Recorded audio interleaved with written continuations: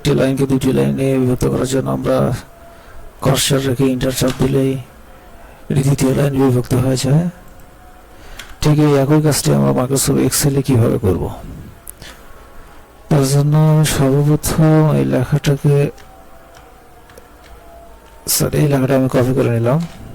তারপর সরাসরি চলে গেলাম আমি মাইক্রোসফট এক্সেলে যে আমি কয়েকটি কলাম মার্জ করে নিই এবং আমার কপিগত লেখাটা আমি এখানে পেস্ট করে দিলাম। সরি, এখানে ফন্টটা ভেঙে গেছে, তো আমি ফন্টটা ঠিক করে নিই।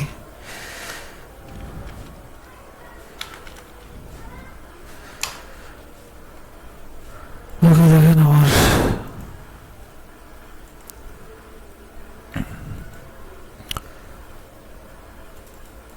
এখন এটাকে আমি দুই লাইনে বিভক্ত করার জন্য যদি মাইক্রোসফট ওয়ার্ডের মতো এখানে কার্সর রেখে যদি এন্টার চাপ দিই তাহলে কিন্তু কাজটি হবে না। দেখেন, সেই ক্ষেত্রে আপনি কি করবেন, আপনি যেখান থেকে লাইনটা বিভক্ত করবেন সেখানে পুনরায় কার্সর রাখবেন। রাখার পর কিবোর্ডের ওয়াল বাটন চেপে ধরে, ভালো করে শুনুন, কিবোর্ডের ওয়াল বাটন চেপে ধরে এন্টার প্রেস করবেন। দেখেন এখানেও ঠিক ওয়ার্ডের মতো নেই, আপনি আপনার ইচ্ছে মতো লাইন বিভক্ত করতে পারবেন।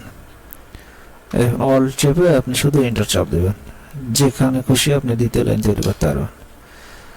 ধন্যবাদ। এরকম গুরুত্বপূর্ণ ছোট ছোট টিপস পেতে অবশ্যই আপনাদের